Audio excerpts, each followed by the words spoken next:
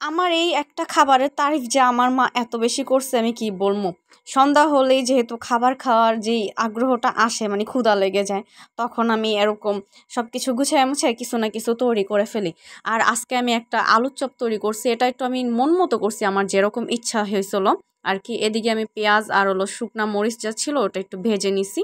তারপর আমি এটাকে আলুর সাথে মানে মিক্স করব, আলু ডিম একসাথে মিক্স করব। এখানে যখন আমার এটা ভাজা হয়ে গেছে মানে একটু লাল লাল হয়ে গেছে, মানে ব্রেস্টা টাইপ হয়ে গেছে। আর আজকের ভিডিওটা একদম এডিট করতে অনেক সময় লেগে গেছে আর কি, সন্ধ্যা হয়ে গেছে। এখন আমি বসে বসে করতেছি আর এদিকে বাইরের থেকে আওয়াজ হইতাছে।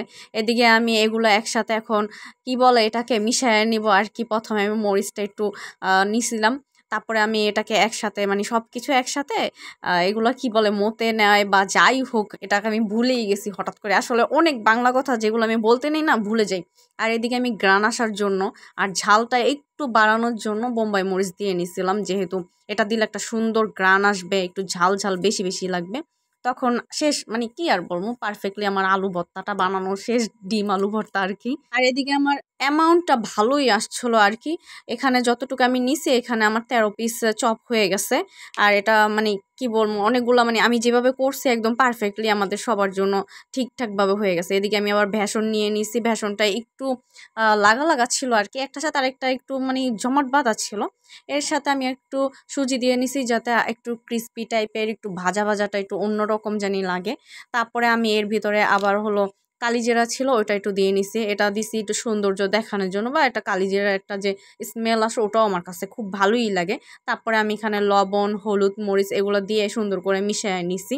তার কিছুক্ষণ পরে আমার আবার মনে হলো যে এটার ভিতরে একটু আদা রসুনের পেস্ট দিলে ভালো হবে। তারপর আমি ওটাও দিয়ে নিছি। তারপর আমি পানি দিয়ে সুন্দর মতো এটাকে মেখে মেখে মেখে মেখে মানে কি মাখাঝোকা করে নিছে। আর ফাইনালি এটা একদম এই মানে এটারে কি বলে এই অবস্থায় এসে পড়ছে, পারফেক্ট একটা মানে অবস্থায় এসে পড়ছে। তখন আমি আবার সুন্দর করে এই আলুর চপটা ভেষণের ভিতরে ভিজিয়ে তারপরে আবার চুলায় দিয়ে দিতেছি। এদিকে আমি চুলার আঁচটা কমায় দিছি যাতে আবার পুড়ে না যায়।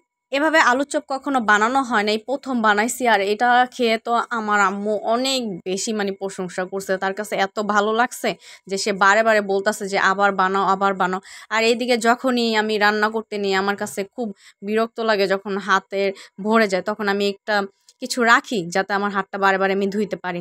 আর এদিকে যখন আমি আলুর চপটা বানাইতাছিলাম না একটা স্মেল আসতাছিল, এটা হলো বোম্বাই মরিচ। আর এদিকে আমার ব্রাউনি আমার পায়ের ধারেই বসে থাকে, যে আর কি সবসময় মানে খাবারের গ্রান শুনলে সে আমার আশেপাশে ঘুরঘুর করে, ভাবে যে তার জন্য হয়তো কিছু বানানো হয়েছে, আর সে তো এগুলা খাবে না। যাই হোক, লাস্টে যা ছিল একদম পারফেক্টলি হয়ে গেছে, মানে যেই পরিমাণ আমি এখানে ভেষণ গুলিয়েছিলাম আর হলো আলুর চপ ছিল একদম ওইটা সমান সমান হয়ে গেছে।